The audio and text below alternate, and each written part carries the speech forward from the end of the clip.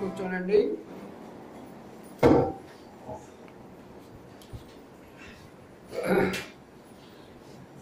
ప్రభువులో ప్రవేశించమని ఓ మాట చదువుకొని ధ్యానించి ప్రభువుల కొరకై వెళదాం.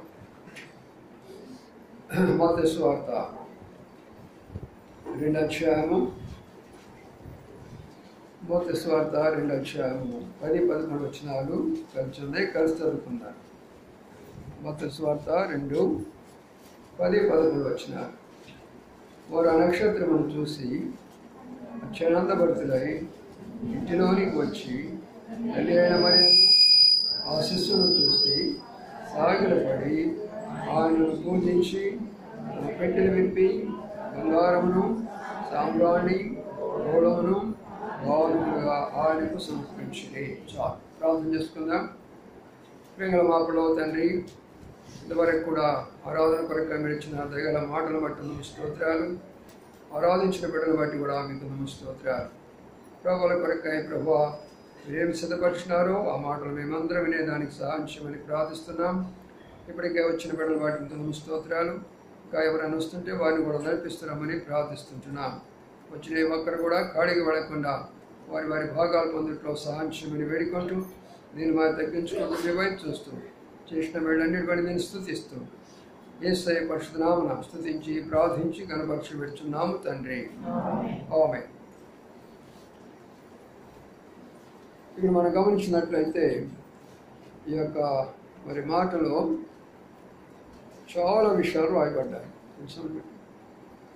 నక్షత్రం అనేది ఒక వర్తమానంగాను, ఇల్లు అనేది మరి ఒక వర్తమానంగాను, తల్లి అనేది మరొక వర్తమానంగాను, శిశువు అనేది మరొక వర్తమానంగాను, వారి పెట్టెలు విప్పడం అనేది మరొక వర్తమానంగాను, సాగిలపడి ఆరాధించడం ఒక వర్తమానంగాను, వారు అర్పించిన బంగారు సాంబ్రాణి బోనాలు కానుకలు అర్పించడము, ఇన్ని వర్తమానాలు ఈ 11 వచనాల్లోనే ఉన్నాయి.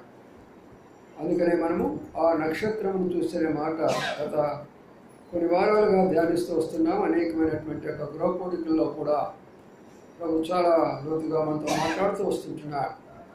ఈరోజు కూడా ఆ నక్షత్రంలో ఉన్నటువంటి మరికొన్ని విషయాలు చూసుకొని ప్రభు దగ్గరికి వెళ్ళిపోదాం, బల దగ్గరికి వెళ్ళిపోదాం. ప్రభు ఎందుకు నక్షత్రాల గురించి రాసినాడు అని మనం ధ్యానించినట్లయితే అది మనం పాడినటువంటి పాటలో కూడా అందులో ఉందన్నమాట. ఆయన మహిమను చూపించేటటువంటివే నక్షత్రాలు, ఆయన వెలుగును చూపించేటటువంటివే నక్షత్రాలు. అందుకనే ప్రియులారా, ఆయన మహిమను, ఆయన వెలుగును, ఆయన తేజస్సు ఏదో మనం తెలుసుకోవాలి అంటే ముందు ఆయన సృష్టించినటువంటి నక్షత్రాలలోనే మనం చూడాలి. ఆ తర్వాత విషయాన్ని మనము ధ్యానించుకుంటూ పోదాం. ఇప్పుడున్న విషయాన్ని, ఈ నక్షత్రం అనేది ఎవరు అనేది మొట్టమొదటిగా చూసుకుందాం. ఈ నక్షత్రం అనేది మొట్టమొదటిగా ఎవరో ప్రకటన గ్రంథంలోకి వద్దాం. ప్రకటన గ్రంథము ఒక్కొక్క విషయాన్ని జాగ్రత్తగా ఆలకిస్తారండి. కొంచెం ఆ యొక్క కృతజ్ఞ కూడికలో రానటువంటి వారికి ఈ మాట వినిపిస్తున్నాం, శ్రద్ధగా మీరు కూడా ఆలకిస్తారండి. 22వ అధ్యాయం, ఈ నక్షత్రం ఎవరో మనం చూద్దాం. 22వ అధ్యాయము 16వ వచనాన్ని కానీ మనం చదివితే, నేను చూస్తాను చూడండి, మధ్య భాగం వచ్చి, నేను దావీదు వేరు చిగురును సంతానమును ప్రకాశమైన వేకు చుక్కనై ఉన్నాను అనే మాటలు మనం చూస్తున్నాం. కాబట్టి ఇక్కడ దీనిలో కూడా 3 వర్తమానాలు కనబడతాయి. దావీదు వేరు 1, చిగురు, సంతానము 2, 3 ప్రకాశమైన మరి వేకో చుక్క అనే మాట కనబడుతున్నాయి. వేకో చుక్క, వేకో చుక్క అంటే కొన్నిసారి కూడా నేను అక్కడ చెప్తూ వచ్చాను. ఎందుకు దీనికి వేకో చుక్క, ఎందుకు ఇది ప్రకాశం అని పేరు పెట్టబడిందంటే, వేకువ అనగా మనల్ని లేపేటటువంటిది, మనల్ని లేపేటటువంటి యొక్క నక్షత్రం. పూర్వకాలంలో మన పితరులు లేవాలంటే అప్పుడు వాచ్లు పెట్టుకుని లేసేవాళ్ళు కాదు. వాళ్ళు ఎలాగా లేచేవాళ్ళంటే, వారు మరి వేకువజామున లేచి బయటకు వెళ్ళేసి చుక్క పొడిచిందా లేదా చూసి వచ్చేవాడు. మా నాన్నగారి సంగతే చెప్తున్నాను నేను. మా ఇంట్లో గడియారం ఉండేది కాదు ఆ దినాల్లో. ఆయన వేకువనే లేచేవాడు. ఇంటి వెనక్కి వెళ్ళేసి చుక్క నక్షత్రం పుట్టిందా లేదా వెంటనే వచ్చి ఇంట్లో వేకు అయిపోయింది, తెల్లారింది, లేవండి అని ఆయన చెప్పేవాడు. అంటే అది మనుషులను లేపేటటువంటిది. నక్షత్రము మనుషులను లేపేటటువంటిది, అది గుర్తుంచుకోనండి. రెండవదిగా లేపాలి అన్నప్పుడు అందులో వెలుగు ఉండాల. వెలుగు లేనటువంటి నక్షత్రము లేపలేదు, అది చీకటిగానే కనబడుతూ ఉంటుంది. కొన్ని దినాల్లో చూస్తూ ఉంటున్నాం, కొన్ని నక్షత్రాలు రాత్రిలో కనబడి ఉన్నాయి, పొగలు కనబడి ఉన్నాయి. కొన్ని నక్షత్రాలు పొగలే కనబడతాయి కానీ రాత్రి కనబడవు, ఎందుకంటే లోన బల్బు పెట్టలేదు కాబట్టి. అందుకనే ఆ నక్షత్రము పగలు రాత్రి కనబడేటటువంటిది నక్షత్రము. అందుకనే ప్రియులారా, ఈ ప్రకాశము వేకు చుక్క అనగా వేకోన తెల్లవారుజామున జనులను లేపేటటువంటి యొక్క చుక్క ఇది. మనకు చెప్పాను నేను, రాత్రి పూట 4 జాములు ఉంటాయని చెప్పాను. 6 నుంచి 9 వరకు ఒక జాము అయితే, 9 నుంచి 12 వరకు మరొక జాము అయితే, 12 నుంచి 3 వరకు ఒక జాము అయితే, 3 నుంచి తిరిగి 6 వరకు జాము, 4 జాములు ఉంటాయి. ఈ 4 జాముల్లో 12 నుంచి 3 అనేటటువంటిది చాలా భయంకరమైనటువంటి జాము. అప్పుడు చాలా ఆ జాము అనేటటువంటిది శైతాను తన అంధకార శక్తులతో ప్రపంచమంతా తిరిగేటటువంటి యొక్క జాము. ఆ సమయము బాగా గుర్తుంచుకోనండి. సాధ్యమైనంత వరకు 12 నుంచి రాత్రి 12 నుంచి 3 వరకు ఏ కార్యక్రమాలు ఉన్నా ముగించేసుకోండి. 3 నుండి తర్వాత అది దేవుని యొక్క దూతలు తిరిగేటటువంటి యొక్క సమయం. కాబట్టి దేవుని తిరిగే సమయంలో మనం 3 గంటల నుంచి మన యొక్క పని ప్రారంభించుకున్నామంటే దేవుని దూతలు మనకు తోడుగా ఉంచారు. మన ప్రయాణంలో కానీ మన పనుల్లో కానీ అన్ని విషయాల్లో మనకు తోడుగా ఉంచారు. అందుకనే ఆ జాములో మనం ఏం చేయాలంటే ఆ వేకో చుక్క మనం లేపేటటువంటి యొక్క జాము. అందుకనే ప్రియమైన సోదరుడా, ప్రభువు యొక్క జన్మలో ఉన్న రహస్యం ఏంటంటే ఆయన వేకో చుక్కగా భూలోకానికి వచ్చాడు. ఒక వేకువ చుక్క అనగా అనేకులను లేపాడు. ఆయన కానీ జన్మించకపోతే ఈరోజు మనం ఆరాధించేవాళ్ళమా? ఆయన జన్మించకపోతే ఈనాడు ప్రపంచమంతా ఆయన ఆరాధించేవాళ్ళ? ఆ వేకువ చుక్క రాకపోతే ప్రపంచంలో ఇన్ని సంఘాలు ఉండేటటువంటివా? ఆ వేకువ చుక్క రాకపోతే ఇంతమంది ప్రభు గురించి ప్రకటించేటటువంటి వాళ్ళ? ఆ వేకువ చుక్క వచ్చిన కారణం చేతనే మరి మనము ఈనాడు ఆ యొక్క నక్షత్రాన్ని దానిని చూసి మనం ఏం చేస్తున్నామంటే ఈనాడు ప్రభువా నన్ను లేపేవు కాబట్టి, ఎక్కడి నుంచి నన్ను లేపేవయ్యా? నా పాపా నుంచి నువ్వు నన్ను లేపేవు. ఇంకా ఎక్కడి నుంచి లేపేవు? నా శరీరాశ నుంచి నన్ను లేపేవు. ఇంకా ఎక్కడి నుంచి ఆపాడు? ఈ లోకంలో ఉన్న వాటి నుంచి నన్ను వీడు లేపేవు. ఇంకా ఎక్కడి నుంచి లేపేవు? భయంకరమైనటువంటి యొక్క నరక గుండములో నుంచి నన్ను పైకి లేవనెత్తినావయ్యా. అందుకని నీవు వేకో చుక్కగా అక్కడ మాకు ప్రకాశిస్తున్నావని మనము మొట్టమొదటిగా నేర్చుకోవాల్సినటువంటి విషయం. కడుపులారా, ఆయనలో ఉన్న ప్రకాశత ఎంత గొప్పది అంటే ఒక లైట్ ఉంటే ఒక గది వరకు ఉంటుంది, ఒక నక్షత్రం అయితే కొంతవరకు కనబడుతూ ఉంటుంది. కానీ ఆయన నక్షత్రం ఈనాడు ఆయన ప్రకాశము ప్రపంచంలో ఉన్న అన్ని దేశాల్లో ప్రకాశము. అందుకని మనం చూస్తున్నాం అనేక స్థలాల్లో వందలాది వేలాది లక్షలాది స్థలం కూడా ప్రభువును స్తుతిస్తూ రోడ్డు మీద వెళుతూ ఉంటున్నారు. గత రాత్రి కూడా మరి మహారాష్ట్రలో అనేక ప్రాంతాల్లో, మధ్యప్రదేశ్లో అనేక ప్రాంతాల్లో, జార్ఖండ్ అనే అనేక ప్రాంతాల్లో, ఛత్తీస్గఢ్ అనే అనేక ప్రాంతాల్లో, పంజాబ్ అనేక ప్రాంతాల్లో, ఇతర దేశాల్లో పెట్టండి, మన దేశాల్లోనే వేలాది లక్షలాది ప్రజలు రోడ్డు మీదకి వచ్చేసి చక్కని యొక్క దేవుని యొక్క వాక్యాలు పట్టుకొని ప్రభువుని ప్రకటించిపోతూ ఉంటే ఆయన ఎంత నక్షత్రమో అర్థం చేసుకున్నాడు. అందుకనే వారు ఆ నక్షత్రాన్ని చూడాలి. కాబట్టి మొదటిగా మనం జ్ఞాపకం చేసుకోవాలా, ఆ ప్రకాశం అనేది మన హృదయంలో కూడా వస్తే మనము కూడా ఆ ప్రకాశంలోకి వెళ్ళిపోతాం. ఆ వెలుగు మనలో నుంచి కూడా బయటకు వస్తూ ఉంటుంది. ఆ నక్షత్రం ఉన్న వెలుగు మనకివ్వాలని కోరుతున్నాడు ఆయన. ఆ వెలుగు కానీ మనలోకి కానీ వస్తే మనం కూడా ప్రకాశిస్తూ వస్తాం. అందుకనే అది వేకువ చుక్క అనేటటువంటి యొక్క మొదటి నక్షత్రాన్ని గురించిన ఉపోద్ఘాతం మాత్రమే చెప్పాను. ఇప్పుడు రెండవ దానికి వద్దాం రండి.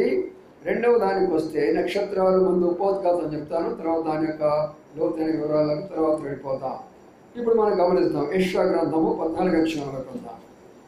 యెషయా గ్రంథము 14వ అధ్యాయంలోకి వస్తే ఇక్కడ ఒక విషయాన్ని కనబడుతుంది. 14వ అధ్యాయం యెషయా గ్రంథము 14వ అధ్యాయంలో అక్కడ మాట మనం చూసుకుందాం. 12వ వచనం ఒక సహోదరుడు చదవండి. 12 తేజో నక్షత్రమా వేకువ చుక్క నీ వెట్లు ఆకాశం నుండి పడితేవి. ఇది చూడండి చాలు. ఇది కూడా ఇక్కడ ఏం రాయబడిందంటే వేకువ చుక్క కాదు ఇది. దీనికి ఏమందంట తేజో నక్షత్రం అట.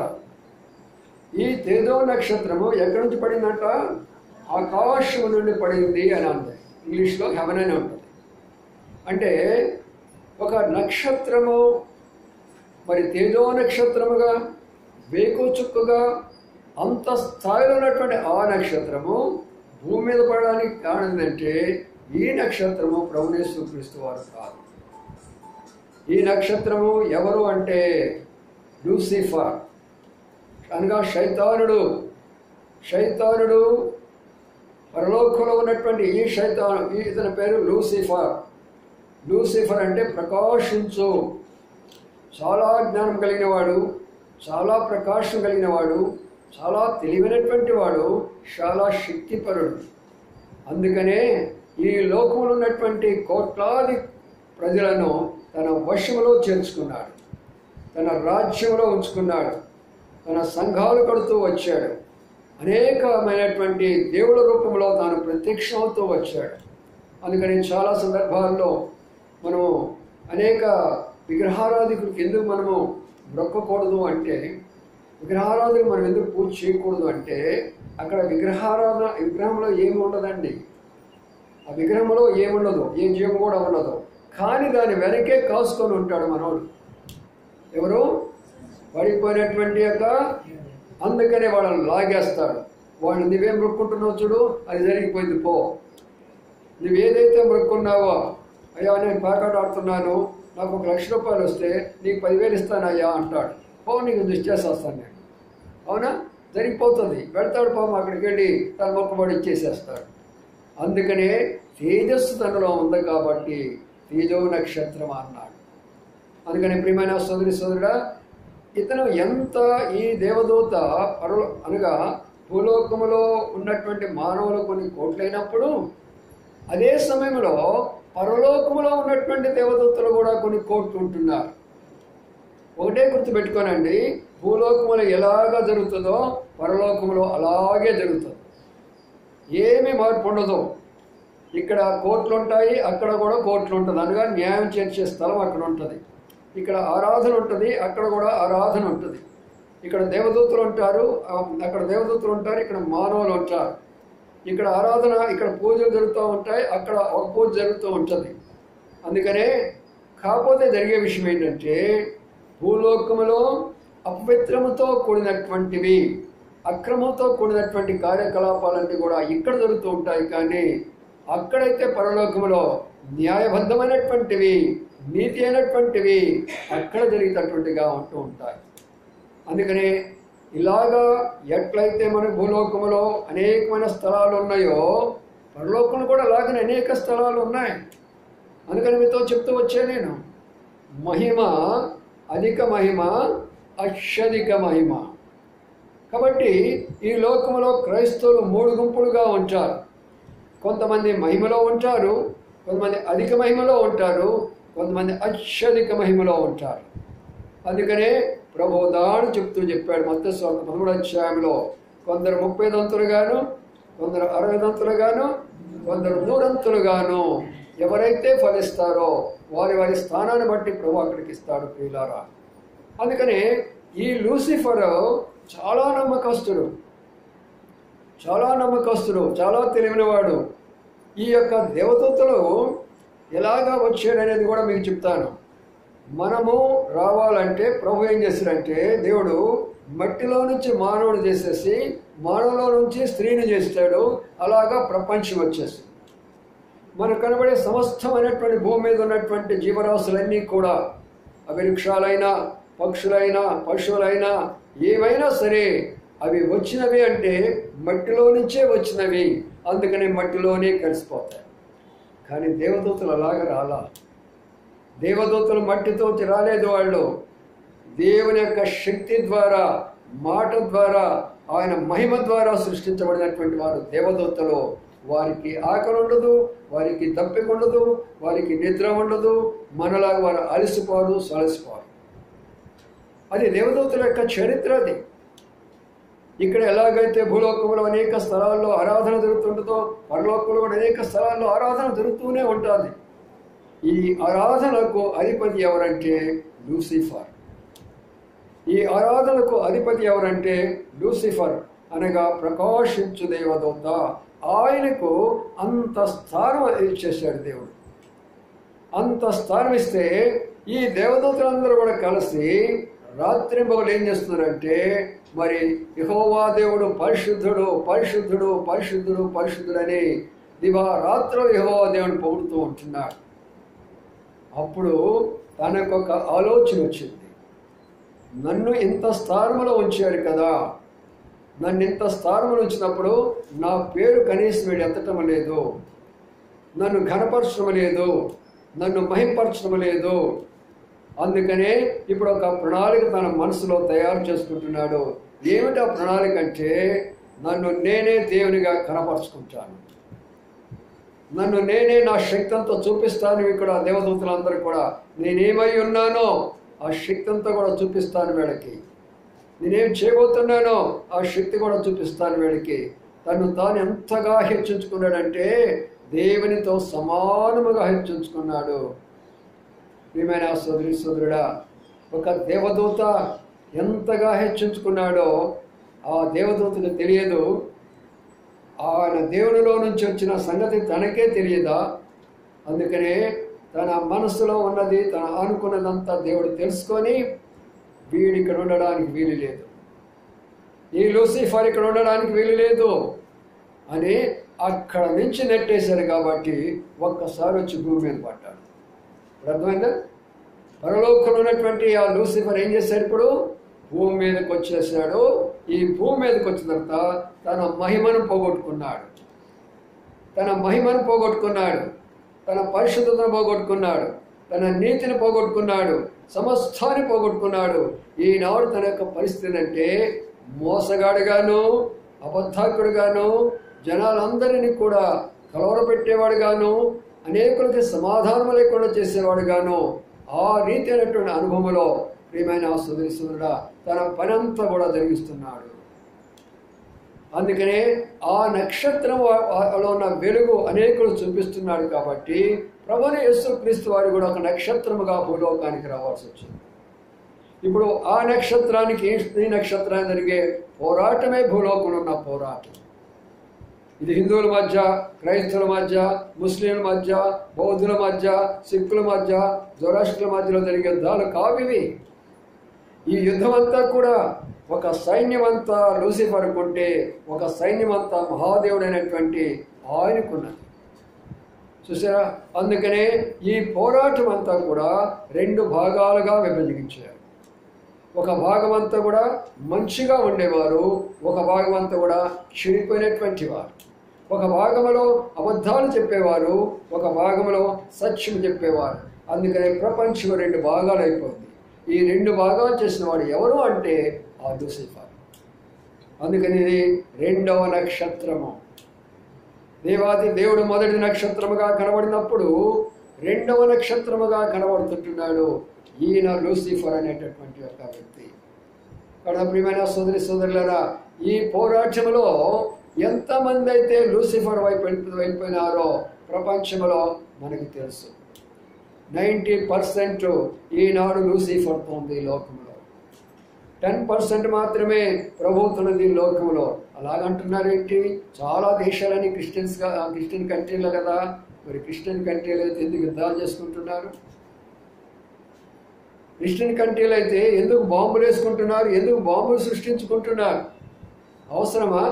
మనకు బాంబులు తయారు చేయాలా, న్యూక్లియర్ బాంబులు తయారు చేయాలా, హైడ్రోజన్ బాంబులు తయారు చేయాలా, కెమికల్ బాంబ్స్ తయారు చేసేసి ప్రపంచంతో నాశనం చేయాలా? అది క్రిస్టియన్ కంట్రీ ఎలాగవుతుంది? అది క్రిస్టియన్ కంట్రీ అవడానికి అవకాశమే లేదు. అందుకనే క్రిస్టియన్స్ అనేవాళ్ళు అమెరికా వాళ్ళు కాదు, బ్రిటిష్ వాళ్ళు కాదు, రోమా వాళ్ళు కాదు, లేక వాళ్ళు కాదు క్రిస్టియన్స్ అంటే. క్రీస్తు యొక్క మార్గంలో నడిచే ఏ వ్యక్తి అయినా క్రిస్టియనే. క్రీస్తు యొక్క బోధన నమ్మి నడిచే ఏ వ్యక్తి అయినా కూడా క్రిస్టియనే.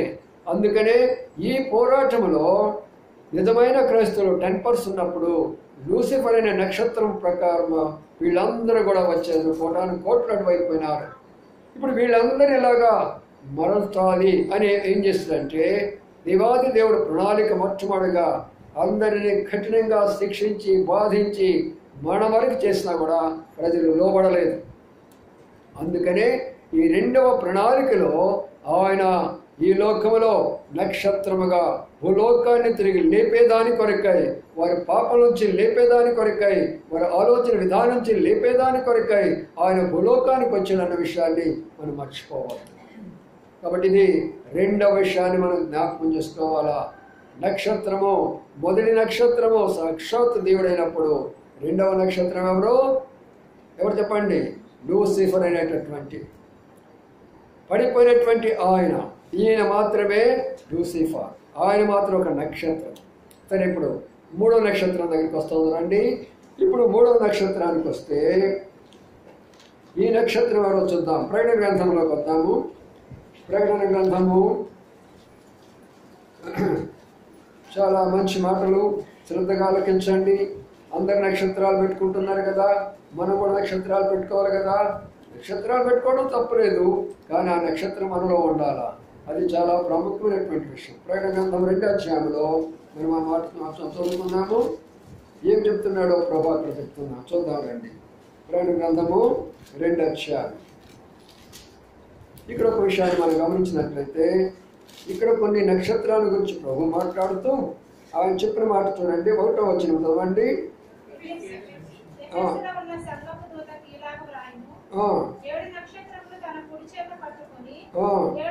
చాలు, 7 నక్షత్రాలను తన కుడి చేతి పట్టుకున్నాడట.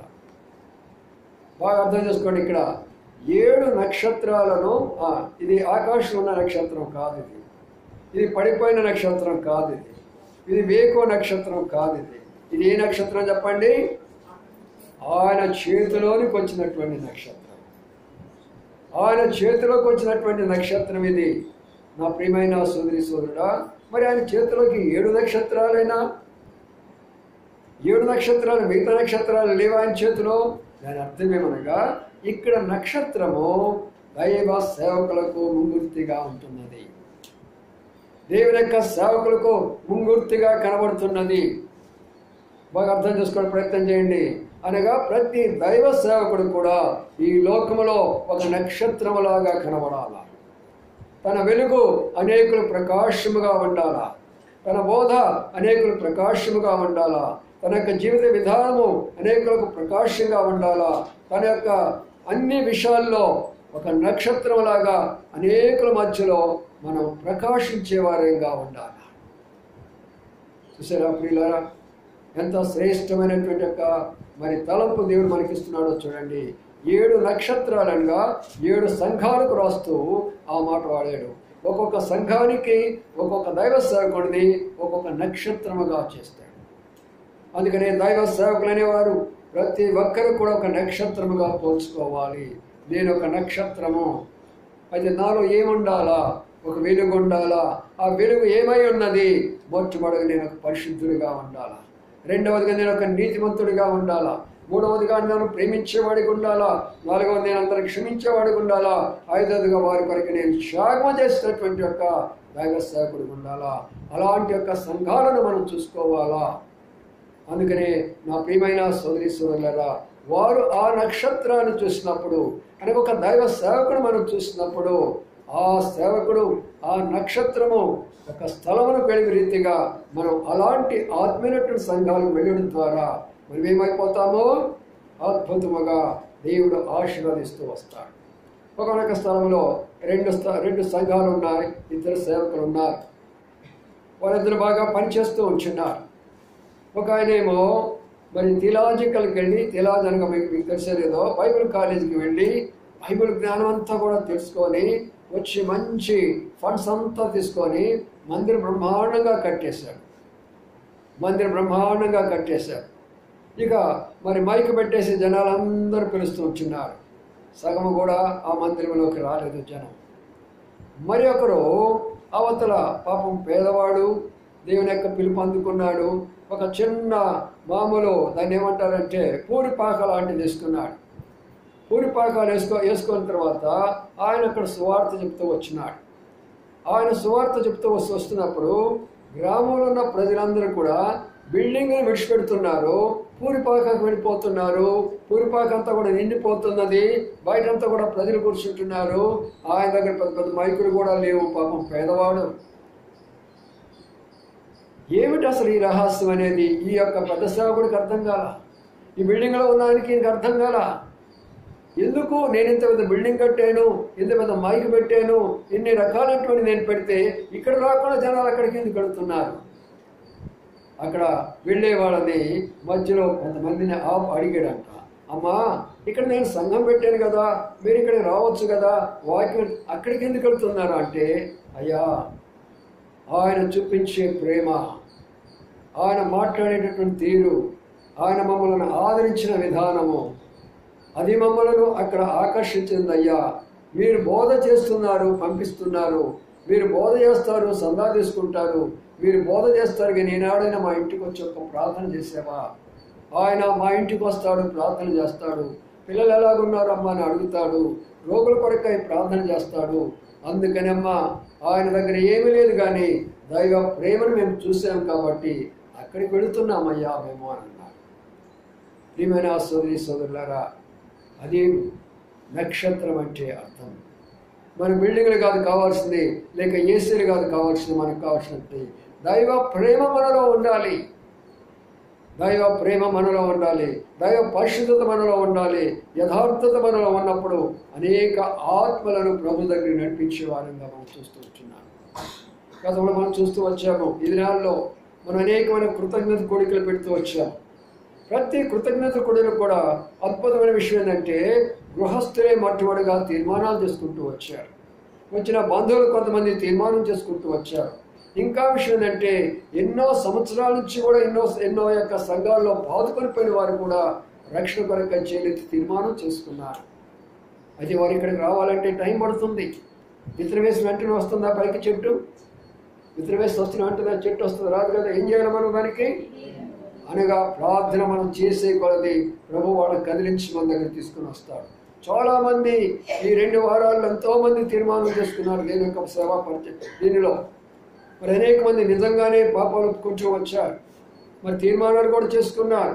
ప్రభుత్వం కొరకు జీవిస్తామని కూడా చెప్పారు. విత్తనాలు పడ్డాయి. అయితే సంఘముగా మనం చేసే ప్రార్థన ద్వారా అవన్నీ కూడా రావాలి. అందుకని ఇక్కడ 7 నక్షత్రాలు అనగా దేవుని యొక్క సేవకులు. వాడిగా దేవాది దేవుడు ఒక నక్షత్రం అయితే, పడిపోయినటువంటి లూసిఫర్ మరొక నక్షత్రం అయితే, ఇప్పుడు దైవ సేవకుడు మరొక నక్షత్రంగా కనబడుతున్నాడు. రండి 4వ నక్షత్రానికి వెళ్ళిపోదాం. ఇక్కడ 4వ నక్షత్రం ఎక్కడ ఉందో చూద్దానండి. దానియేలు గ్రంథము 12వ అధ్యాయంలోకి వెళదాం. దానియేలు గ్రంథము 12వ అధ్యాయంలోకి వెళితే అక్కడ ఒక మంచి మాట కనబడుతుంది. 3వ వచనాన్ని ఒక సహోదరుడు చదవండి. 3వ వచనం. బుద్ధిమంతులైతే ఆకాశ మండలంలోని జ్యోతిలను పోలిన వారై ప్రకాశించెదరు. నీతి మార్గమును అనుసరించి నడుచుకున్నట్లు ఎవరు అనేకులను త్రిప్పుదరో వారు నక్షత్రముల వలె నిరంతరము ప్రకాశించెదరు. ఎవరు అని అన్నారు. ఇక్కడ సేవకులు మాట్లాడలేదు, దేవదూతల గురించి మాట్లాడలేదు. ఏం మాట్లాడుతున్నాడు? ఎవరైతే ఏమన్నారు? నీతి మార్గం కొరకై అనేకులను త్రిప్పుతారో వారి గురించి ఏం రాయబడింది? నక్షత్రంలాగా ప్రకాశించేవారుగా ఉంటారు. బాగా అర్థం చేసుకోండి ఈ మాట. అనగా ప్రతి విశ్వాసి, ఇక్కడ కూర్చున్న ప్రతి విశ్వాసిని అంటున్నాడు, నేనొక నక్షత్రం అయితే నా కుమారుడా నీవొక నక్షత్రము, నా కుమార్తె నీవొక నక్షత్రము. నేను ఎలాగైతే ప్రకాశిస్తున్నానో నీవు నా కొరకై ప్రకాశించాలా. అందుకొరకు రాయబడి మాట ఏంటంటే, మరి ఎవరు అనేకులను త్రిప్పుదురో వారు నక్షత్రం వలె నిరంతరము ప్రకాశిస్తారంట. అంటే దాని అర్థం ఏంటి తెలిసిన? నిత్యము పరలోకములో మనం ప్రకాశించే యొక్క ధన్యత ప్రభు మనకి ఇచ్చాడు. కొన్ని ఆత్మల కొరకై మనం ప్రార్థన చేసి, కొన్ని ఆత్మల కొరకై మనం భారము కలిగి, కొన్ని ఆత్మలను ప్రభు దగ్గరికి మనం నడిపించినట్లయితే వారు ప్రకాశము నిత్యము పరలోక రాజ్యంలో ఒక నక్షత్రాలాగా వెలిగేవారుగా ఉంటారు. ఒక ఆత్మను కూడా నడిపించకపోతే, కొన్ని ఆత్మలు కానీ ప్రభు దగ్గర నడిపించకపోతే మన నక్షత్రముల వెలుగు ఉంటుందా? బాగా అర్థం చేసుకోండి ఇక్కడ మనము. అందుకని దినాల్లో మొట్టమొదటిగా మీకు మన బైబిల్ స్టడీలో మీకు అన్ని వివరంగా చెప్పాను. సంఘం ఎలాగా ఉండాలా, ఎలాంటి పరిచర్య చేయాలనేది కూడా మీకు స్పష్టంగా చెప్పాను. పౌలేమన్నారు, మీరు మొదటి నుండి ఈ పరిచర్యలో నాతో కూడా పాలువారు అన్నారు కాబట్టి ఎక్కడ పెట్టుకున్నాను అన్నాడు? నా హృదయంలో పెట్టుకున్నాను అన్నాడు. నా హృదయంలో పెట్టుకున్నాను అన్నాడు. ఎవరు దేవునికి నమ్మకమైన పరిచర్య చేస్తారో, ప్రార్థన అనే పరిచర్యలో కానీ మందిరంలో పరిచర్య కానీ, వారిని దేవుని హృదయంలో కాదు దైవ సేవకుల హృదయాల్లో ఉంటారు. దైవ సేవకుల హృదయంలో కాదు విశ్వాసుల హృదయాల్లో కూడా వారు అలాగ నిలబడిపోతారు. అందుకని మనము ప్రతి ఒక్క విశ్వాసి కూడా ఎలాగ ఉండాలంటే ప్రభు కొరకై ప్రకాశించేవారుగా ఉండాలి. ప్రభు కొరకై ప్రకాశించే విశ్వాసి అనేకులను త్రిప్పేవారిగా మనం ఉండాలి. ఈ దినాల్లో మనం కృతజ్ఞత కోడికలను పెట్టుకుంటున్నాం. దాని యొక్క అర్థమయ్యే వాడికి చాలామందికి తెలియదు. ఎందుకు పెడుతున్నారు అనేది వారికి తెలియదు. పిలుస్తున్నారు, బంధువులు పిలుస్తున్నారు, హాయిగా భోజనాలు పెడుతున్నారు, శుభ్రంగా తింటున్నాము, వచ్చేస్తున్నాము. అవునా కదా? రోజు భోజనమే. ఈ రోజు మాకు ఈ కృతజ్ఞ కోడికలో సమృద్ధి సమృద్ధి. అబ్రహామే అబ్రహాం మనకు, లేకపోతే పేతురే పేతురు. అంటే ఏంటి తెలుసా?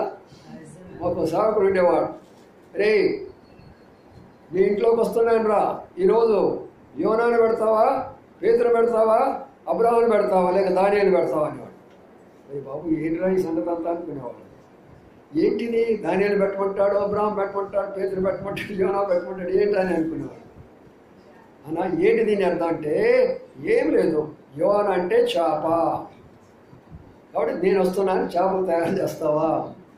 రెండవది పేతురు అంటే కోడి, కోడి కూసిందిగా కాబట్టి కోడి, ఇవాళ కోడి ఏమన్నా చేస్తున్నావు నువ్వు. ఆ తర్వాత అబ్రహాం అంటే గేదెను కోసాడు, అదేమన్నా పెడుతున్నావా నాకు. లేకపోతే దానియేలు ఏమన్నాడు, అయ్యా నాకు ఇవన్నీ వద్దు, కూరగాయలు చాలని అన్నాడు, మరి దానియేలు పెడుతున్నావా అన్నాడు. అంత బైబిల్ భాష మీకు తెలీదు, అర్థమైందా? కాబట్టి ప్రియులారా, కృతజ్ఞత కూడిక అంటే అర్థమైందంటే ప్రభు నిన్ను కానీ సంవత్సరం అంతా కాపాడాడు, భద్రపరిచినాడు, నీ బిడ్డలకు ఆయన సహాయపడినాడు, మన ప్రయాణాల్లో తోడై ఉన్నాడు, అన్ని విధాలుగా మనకు సహాయం చేశాడు. దాని కొరకై ప్రభువుకు కృతజ్ఞతాస్తుతులు చెల్లించాలి. అది మొట్టమొదటిగా కుటుంబీకులు చెల్లించాలా. సంఘముగా మనం చేసిన ప్రార్థన బట్టి వారికి ప్రభు మేలు చేశారు కాబట్టి సంఘం తరఫున ఒకరిద్దరు ప్రభును ఆయన ప్రభు కృతజ్ఞతాస్తుతులు చెల్లించాలి. అదే వాళ్ళు ఏమనుకుంటారంటే ఏముంది కృతజ్ఞత కోడిగా పెట్టుకుంటే అంతా, పెట్టుకోకపోతే ఎంత, ఇంకోసారి పెట్టుకుందాం, బంధువులు పెడతాం, భోజనాలు పెడదాం అనుకుంటారు. అది కాదు దాని యొక్క అర్థం. కొన్ని సంవత్సరాల క్రిందట ఇద్దరు మరి ఆ ఇంటి ప్రక్కన ఈ ఇంటి ప్రక్కన వాళ్ళు సముద్రం దగ్గర ఇళ్ళ దగ్గర ఉండేటటువంటి వాళ్ళు ఏం చేశారంటే చేపలు పట్టడానికి వెళ్ళారు ఒక సముద్రాన్ని. చేపలు పడతా ఉన్నప్పుడు ఒకడేమంటే మంచిగా వెళ్ళాడు చేపలు పట్టడానికి, రెండో వాడు ఏం చేస్తాడంటే బాగా తాగి వెళ్ళాడు చేపలు పట్టడానికి. ఇద్దరు కూడా ఆ యొక్క పడవల్లో ప్రయాణం చేస్తున్నారు. ఇద్దరు ప్రయాణం చేస్తూ ఉంటున్నప్పుడు లోనికి వెళ్ళిన తర్వాత చేపలకు వలేసేసాడు. ఆయన వలేసాడు, ఈయన వలేసాడు, ఆయన ఇంకొక వైపున, ఈయన ఇంకొక వైపు వేసాడు. వీడు తాగిన మత్తుతోటి వలలాగి పోయి అందులో పడ్డాడు. దేని పడ్డాడు? సముద్రంలో పడ్డాడు. ఇక కొట్టుకొని వస్తున్నాడు, గిలగిలగిలాడుతూ ఉన్నాడు, బయటికి వచ్చేదానికి అవకాశం కూడా లేదు. వెంటనే ఇతను గమనించాడు, తన యొక్క చేపల పనిని వదిలిపెట్టేసేసి తన పడవను ఆ పడవ దగ్గర లాగేసి వెంటనే దూకేశాడు. దూకి తనను వాటేసుకొని చక్కగా బయటికి తీసుకొచ్చేసి పండేసేసాడు. పొట్టంతా కూడా ఒత్తేసి నీళ్ళన్నీ బయటికి నెట్టేసేస్తాడు. మంచిగా ఉన్నాడు, బాగా ఆరోగ్యం వస్తున్నప్పుడు తనను తీసుకెళ్ళి ఇంటికాడ విడిచిపెట్టేసాడమ్మా. తన భార్యతో చెప్పాడు, మీ ఆయనకి చెప్పమ్మా తాగొద్దని, తాగొచ్చిన కారణం చేత ఇంత పరిస్థితి జరిగింది, ఈసారి చేపలు పట్టడానికి వచ్చినప్పుడు తాగొద్దు వద్దామని చెప్తే అలాగైపోయింది. అయిన తర్వాత సరే అన్నయ్య గారు నేను చెప్తానని చెప్పేసి పంపించేశారు. పంపించిన తర్వాత మళ్ళా 2-3 రోజులు అయిన తర్వాత తను అక్కడ మరి ఆ రోడ్డు మీద వచ్చి చేపలు పెడుతున్నప్పుడు ఈయన కూడా అదే దారిలో వస్తూ, ఏం స్నేహితుడా బాగున్నావా, ఆరోగ్యం బాగుందావా అని అడిగాడు. అంతే, తను అడిగింది అంతే. ఆరోగ్యం బాగుందా స్నేహితుడా నీ అంటే ఏమన్నా తెలుసా, ఏయ్ నీ పర్యాదం నువ్వు చూసుకో, నా సంగతి నీకెందుకు అన్నాడు. ఒకసారి అర్థం చేసుకోండి, అది కృతజ్ఞతేనా? తను మరణ పడకలో ఉన్నప్పుడు, తను చనిపోతున్నప్పుడు తన కొరకై వచ్చి ఎన్నో విధాలైనటువంటి యొక్క పరిచయం చేసి తనను బ్రతికించి బయటికి తీసుకొచ్చి నేను పట్టుకొని, ఏయ్ నీ పని నువ్వు చూసుకో, నా సంగతి నీకెందుకు? ఈనాడు చాలామంది క్రైస్తవులు అలాగా ఉంటున్నారు. ఈనాడు చాలామంది అలాగా ఉంటున్నాడు. ప్రభు మనలను మన పడిపోయిన స్థితిలో నుంచి లేవదీస్తున్నాడు, మన అనారోగ్య పరిస్థితుల నుంచి బయటికి లేవదీస్తున్నాడు. అంతేకాకుండా అనేకమైనటువంటి యొక్క సమస్యల నుంచి లేవదీస్తూ వచ్చాడు, అనేకమైనటువంటి యొక్క చీకటి యొక్క స్థలాల నుంచి లేవదీస్తూ వచ్చాడు. ఏ మాత్రం కూడా కృతజ్ఞత మనం లేకుండా ఆయన విషయంలో ఇంత నిర్లక్ష్యంగా ఉంటూ ఉన్నప్పుడు మరి ఒక సంవత్సరం మనకి ఎలాగిస్తాడు? ఆయన ఎలాగా మనల్ని పోషించగలడు? ఆయన ఎలాగా కాపాడగలడు? ఒకసారి ఆలోచన చేసుకోనండి. అందుకనే 4వ నక్షత్రం ఏంటంటే, ఈ నక్షత్రము ఎలాంటి నక్షత్రం అంటే ప్రియులారా, మనం గమనించిన రీతిగా ఆ నక్షత్రము అనేకులను ప్రభు దగ్గరికి నడిపించేదిగా ఉండాలి. అనేకులను మనం ప్రభు దగ్గరికి నడిపించాలా, ప్రేమను చూపించాలా, వారి కొరకై మనము కొంత సాక్రిఫైస్ చేయాలా, త్యాగం చేయాలా. ఆత్మలను ప్రభు దగ్గరికి నడిపించడానికి కొరకై కొంత త్యాగం చేయాలి. మీ ఉదాహరణ చెప్తున్నాను. మీ ఇంటి ప్రక్కన ఒక ఆమె మందిరానికి రావాలని ఆశపడింది అనుకో, నువ్వేం చెప్తావంటే, నువ్వు మందిరానికి రావాలా, అదిగో అక్కడ ముచ్చాడు నగరు 7వ లైన్లో ఉంటుంది, నువ్వు అక్కడికి రా, నాకు ఫోన్ చేయి అంటాను. అది కాదు త్యాగం అంటే. నువ్వు ముందుగా సిద్ధపడి అక్కడ కూర్చొని, అమ్మ నీకేదన్నా నేను సహాయపడగలనా, మరి ఇద్దరం కానీ తొందరగా పనిచేసేసుకుందాం, ఇద్దరం కలిసి మందిరానికి పోమని వస్తే దీని యొక్క ప్రతిఫలం నువ్వు పరలోకంలో చూస్తావు.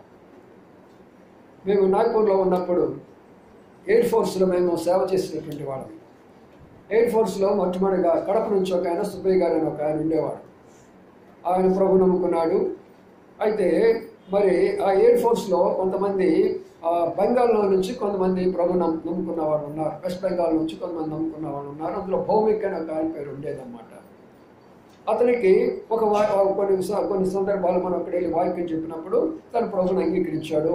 కానీ మందిరానికి రావాలనే ఆశగానే చాలా పనులు తనకు ఉండేటటువంటివి. ఆ పనుల్లో ఈ సుబ్బయ్య గారు ఏం చేసేవాడంటే, మనకి 10 గంటలకు ఆరాధన ఉన్నప్పుడు 9 గంటలకు అక్కడ పోయేవాడు. అప్పుడు ఆయన అన్నాడు, 10 గంటలు కదా అప్పుడే వచ్చేవయ్యా నన్ను తీసుకెళ్ళడానికంటే.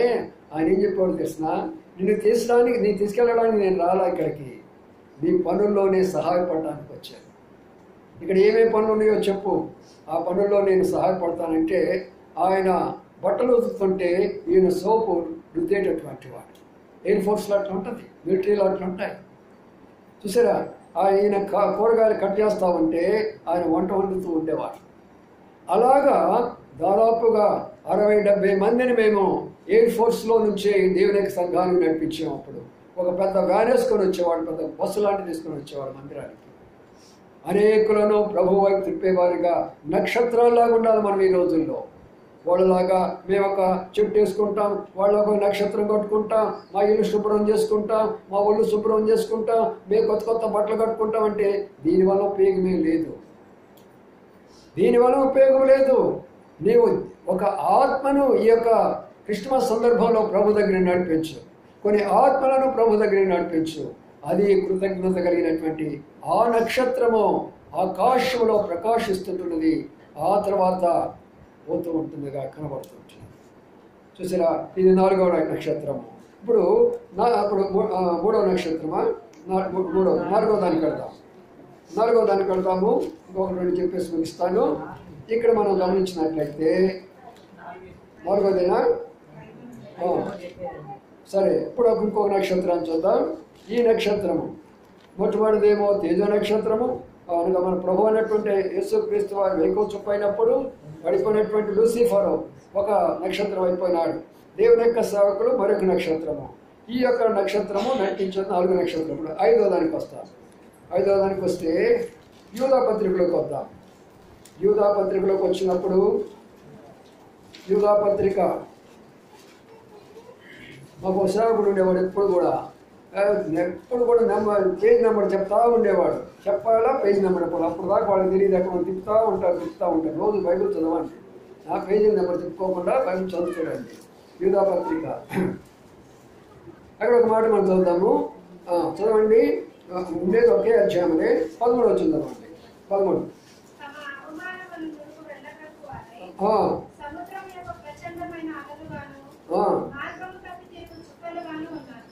చాలు. చూడండి ఏముంది అక్కడ. ఈ చుక్కలు అంటే ఏమంట? ఇవి కూడా నక్షత్రాలేనంట. ఎలా ఉన్నాయి ఈ నక్షత్రాల పరిస్థితి? మార్గము తప్పేటటువంటివి. నక్షత్రమే, దేవుడు ఏర్పాటు చేసుకున్న నక్షత్రమే, కానీ మార్గం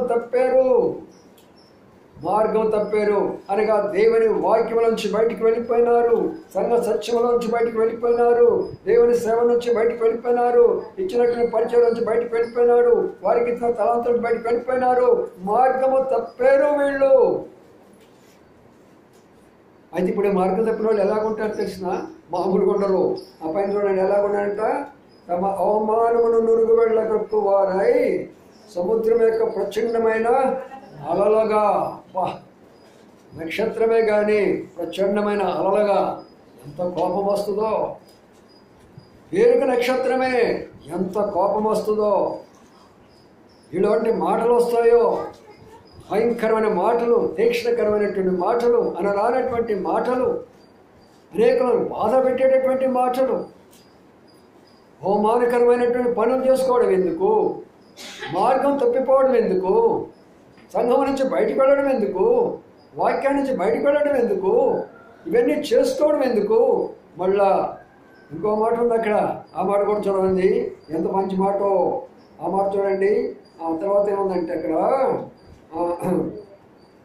వారి గురించి చెప్తూ చూడండి 12వ వచనంలో ఉన్న మాట. 12 నిర్భయముగా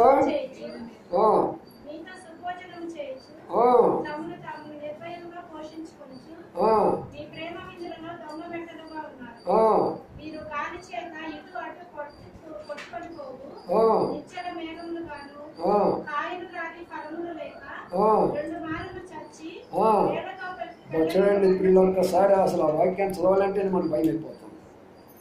ఎక్కడ ఉన్నారంటే వీళ్ళు చెప్పండి? ప్రేమావిందుల్లో ఉన్నారు. ప్రేమావిందులు ఎంత బాగుంటుందో. ప్రేమావిందు విందుల్లో మనం ప్రార్థన చేసుకుంటాం, పాటలు పాడుకుంటాం, ఎంతో చక్కగా జరుగుతూ ఉంటుంది. నేను హాస్టల్లో చదివే దినాల్లో మాకు ఒకటి జ్ఞాపకం వస్తూ ఉండేదన్నమాట. వాడు దేవుడు నమ్ముకున్నవాడు, అంటే కొంతమంది దేవుడు నమ్ముకున్నారు, కొంతమంది దేవుడు నమ్ముకోడు. వాడు ఎగతాళి చేస్తూ ఉంటాడు, మమ్మల్ని బాగా ఎగతాళి చేస్తూ ఉంటాడు. అలాంటి సందర్భంలో ఒక స్థలంలో జరిగిన విషయం మీకు చెప్తున్నాను అనమాట. అందరమే ప్లేట్లు పెట్టుకుంటాము, వాళ్ళు భోజనాలు వడ్డిస్తారు, ప్రభువుని ప్రార్థన చేసుకొని తింటాం. వీడేమని ప్రార్థన చేస్తున్నాడో తెలుసా? బైబిల్ అంటే వ్యతిరేకం వాడికి, క్రైస్తవులు అంటే వ్యతిరేకం వాడికి, అసలు ఏమాత్రం కూడా తెలియనోడు ఏమని ప్రార్థన చేస్తున్నాడంట? యేసయ్యా, ఈ అన్నము నివీల నీ అబ్బీల, నా కష్టార్జితని సంపాదించుకున్నాను, మా నాన్నవాళ్ళు ఇచ్చారు, నాకు అమెరికా వాళ్ళు పంపించిన ఫండ్స్ తోటి ఈ హాస్టల్ మాకు పెడుతున్నారు. ఆమెని నేను కుక్క శుభ్రం తీసుకుని ప్లేట్ తీసుకెళ్ళింది అక్కడి నుంచి. అంటే లేదు, ప్లేట్ లేదు, ఏం లేదు, శుభ్రంగా అంటే నా అవతల తీసుకెళ్ళి అక్కడ. చూసారా ఎలాంటి పరిస్థితి? ప్రేమావిందుల్లో ఉంటారు, ప్రేమావిందుల్లో పాలు పొందుతారు, ఎంత ప్రేమగానో చూపిస్తూ ఉంటారు. మార్గం తప్పిపోయిన చుక్కలు, మార్గం తప్పిపోయిన నక్షత్రాలు. నేడు సంఘదర్శాన్ని కోల్పోయినారు ఎంతోమంది. ఇక్కడ గురించి కాదండి, మన గురించి కాదు నేను చెప్తుంది. అనేకులు వింటున్నారు కాబట్టి అనేక సంఘాల్లో నుంచి దైవ ప్రత్యక్షత నాడు కోల్పోయినారు. దేవజన భక్షన్ గారు ఏ ప్రత్యక్ష పెట్టాడో ఆ ప్రత్యక్ష నుంచి కోల్పోయినారు.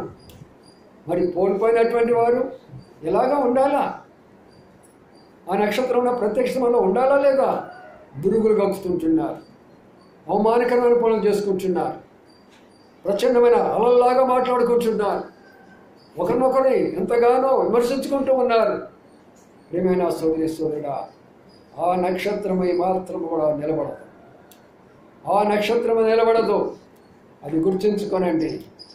మార్గం తప్పినావా, వాక్యానికి దూరం అయిపోయినావా, అవమానకరమైన పనులు చేసినావా, దేవుని యొక్క దృష్టిలో దోషిగా అయిపోయినావా, ప్రభు దగ్గర క్షమాపణ కోరుకొని అయ్యా నేను చేసిన తప్పంటే ప్రభు నేను క్షమిస్తాడు. కానీ దురుగులు కప్పుకుంటూ అవమానకరమైన మాట్లాడుకుంటూ అనేకమైనటువంటి పనులు కానీ చేసావంటే నీ పరిస్థితి ఆఖరణ.